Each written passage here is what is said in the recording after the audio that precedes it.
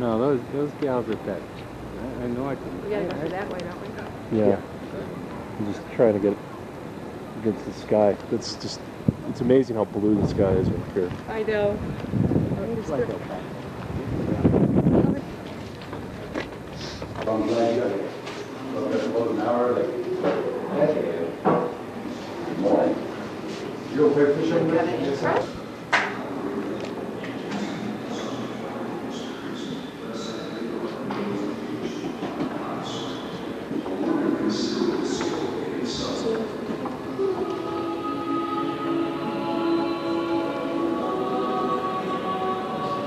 The stairs were indeed used by systems. Today, they are reserved for reservation. The memory system wall column were activated to cut down. It's beautiful church style.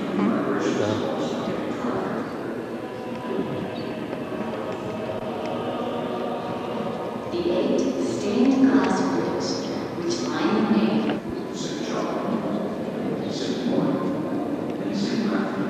Oh gosh, I'm standing way. People are trying to take a picture of the front of this. As is the rear facade and the element rules. It's a heavy assault here. all of the windows are of bronze quality handcrafted glass and are 19th century treasures. The altar is made of wood plaster composition. Both the altar and the stations are from the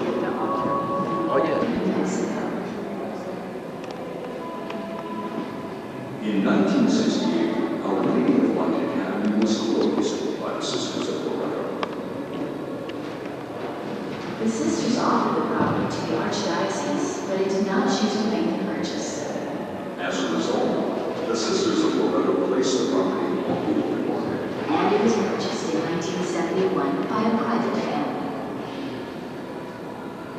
The new owners felt, and the sisters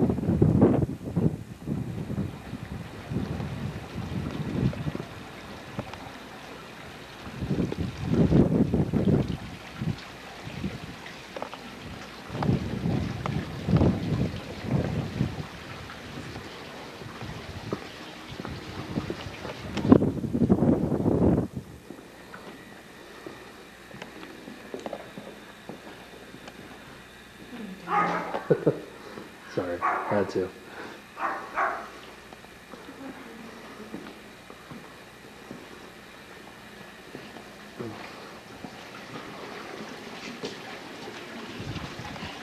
Oh!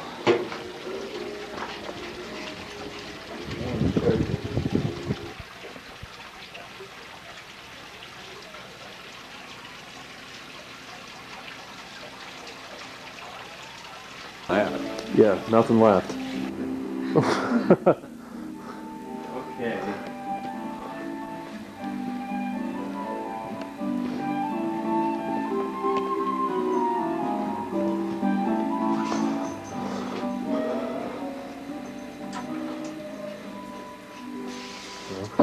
This is going to be, I got to take it down to that museum in Augusta. Fred Nolan, you know, he's the one that got it from the descendants of Paulina Maxwell, who was Billy the Kid's girlfriend in Fort Sumner. And he got it first. He was supposed to get it for me, and because he knew the family, Right. and then after he got it, he didn't want to turn loose of it, so he kept it a couple of years. But he all along he intended to do it, and he had this case made for it, which is pretty nice. The most significant document is this one in 1926 in Fort Sumner, New Mexico. I, Delavina Maxwell, do hereby state that the butcher knife now in possession of Adelina J. Welborn is the original that Billy the Kid held in his hand at the time of his death. Delavina Maxwell, her mark. The above Delavina Maxwell was an Indian slave of my grandfather, Lucien B. Maxwell. Signed, Adelina J. Maxwell. Well, Adelina was the daughter of Paulita Maxwell. Paulita Maxwell was the daughter of Lucien B. Maxwell. And she was Billy the Kid's girlfriend. This is Paulita Maxwell. And this is Adelina, who was her daughter, the one who wrote this. Right. And she's a pretty lady. Then here's another document. I, Candido Gutierrez, son of Celsa Gutierrez, Pat Garrett's sister-in-law, in whose house Billy the Kid stopped the night he was killed, do swear and affirm that I saw Billy the Kid pick up the knife belonging to my mother, Celsa Gutierrez, and that this knife is now in the possession of Mrs. A.J. Welborn, her. Now this was in 1951, signed Candido, and it's notarized and all that. And then this, I, Ursula Pacheco Ibaka, swear and affirm that I attended the funeral of Billy the Kid and knew him well before his death. Also I affirm that the knife now in the possession of Mrs. A.J. Welborn in Fort Sumner was carried by Billy the Kid at the time of his death.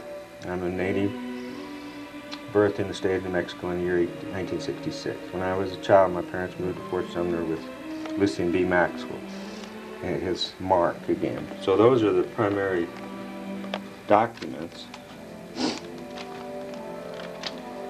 Here's a statement by Delavina Maxwell, the first one, which when she tells about the night that the kid was killed. And then this is her in her old age, probably about the way she looked when she did that document. Right. This is the house that the kid was killed in this corner room. And There's the town odor. this is when I finally got it from Fred.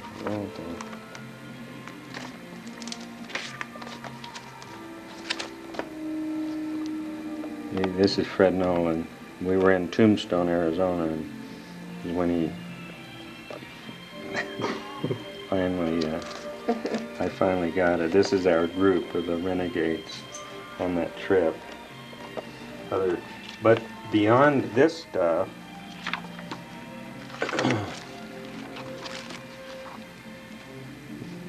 this tells us, this is who actually bought it from. And I, Robert S. Swanson, do swear and affirm that I am the surviving spouse of Ollie Swanson, nee Welborn, who was the daughter of Adelina Welborn. So she was the granddaughter of Paulita, Billy the Kid's girlfriend.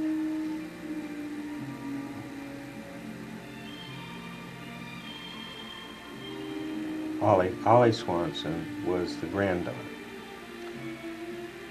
And that the butcher knife which I helped my daughter, Susan, so we went down to the women in the family, from Paulita to Adelina to Ollie to Susan.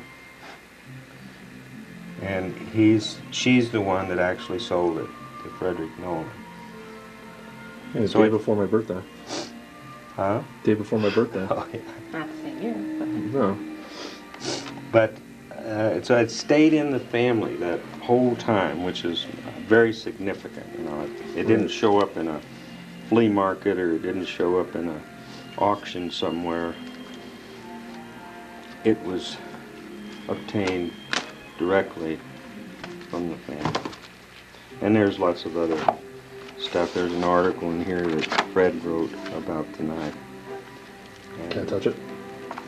No, Huh? no. No. Sure. It's a very insignificant looking Really? knife. It's just a butcher knife that's been well used. Obviously, I mean, look how dull it looks. Well, it's been, you know, Right. sharpened so many times that That's it's... why it's like that.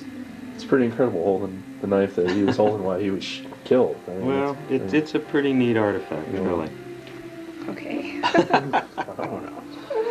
Well, I mean, that's pretty significant. I mean, Well, I it know. is. It's one of the few really authentic Billy the Kid relics. And that, and then the gun, of course, that Garrett used to kill the kid. But this is the only thing that we know for sure that he held, that he carried.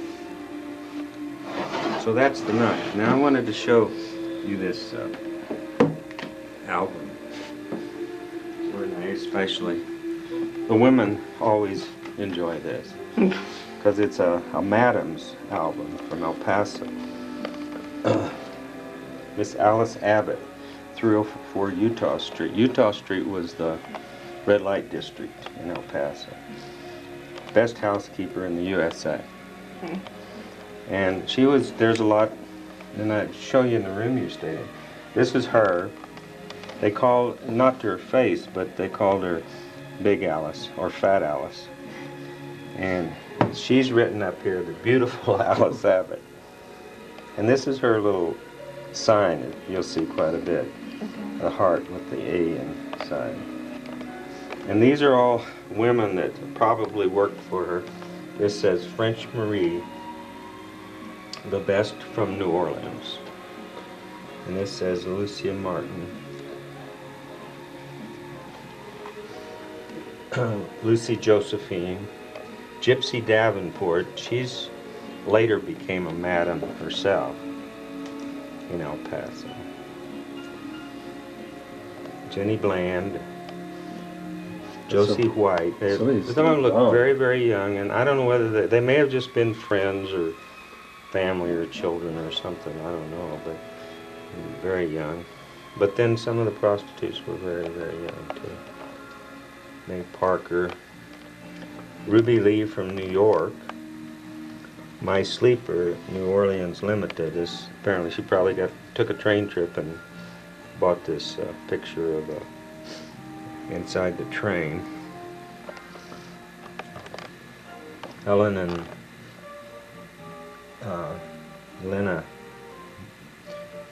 Real? Boyd, B-O-Y-D. Oh. Josephine McCod, she was definitely, she found her in the newspapers as a prostitute. This says George and Me, 18 years, long ago. That sure doesn't look like the one in the other picture. And King of Texas Longhorns, so. Aunt Cora. This is, I'll have to go in the other room and tell you the story about this. And the cross and all of that. Oh, what, she didn't like her or something? Or? Well, I'll go in there and I'll tell you. Lovers all. I think lesbians were, I think a lot of them were lesbians as well as prostitutes. Leroy, my love. This Someday, that's Lily Langtry. She was a very famous actress of the day. So that says someday she'd like to make love to her, I guess. Horn of Plenty. But this is just absolutely unique thing. Constable Selman and Johnny. John Selman, who killed John Wesley Hardin. And this has an X, a red X across his crotch there. That either means he was impotent or he was diseased, one or the other, I'd say. Now some of these are neat. This says Sis and the Buck, Frenchie, Lovers, Queenie, Josie, Bernice, Beauties of Griffin, probably from Fort Griffin, Texas, Cajun,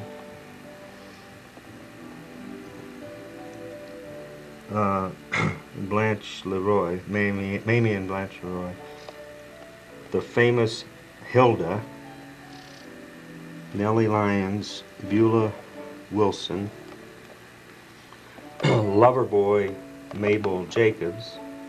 He's obviously a, you know, what do they call him? Butch. Oh, yeah. Missouri the Whacker, Missouri Griffin, Frankie Adams, and Bitches of the Road. Bitches of the Road. Because they got bicycles, I guess. But those are all her own captions in there. What happened was,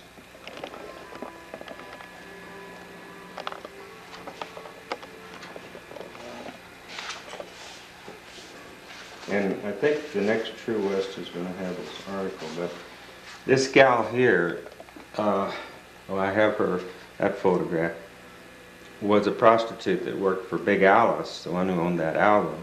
Right. And she went across the street to Etta Clark, who was a madam, and had made Big Alice angry. So she went over there and confronted Alice. Well, first of all, Alice started hitting her with this lamplighter. Started hitting Big Alice. Etta started hitting Big Alice. And it tells all about in this book. Hit her with a flimsy gas lighter in an attempt to protect the terrified girl. So I guess she was trying to get Bessie. And then the next thing that happened was Etta opened a drawer and picked up her bone-handled .44 caliber revolver, and Miss Alice, I want you to leave my house. And then Etta ended up shooting her with this gun. And these are both marked Exhibit A and Exhibit B from the trial. Right. And they're the ones here. And then what happened was, Etta cried, Alice said, "My God, I'm shot." She lurked from the hall and staggered down the steps. And she was shot in the pubic arch. But what is great about this story, when the newspaper came out, it said,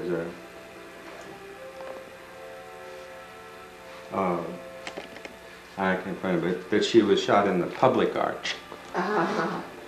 And it probably was not. Well, considering It was probably intended to be. considering she was a prostitute, it was public.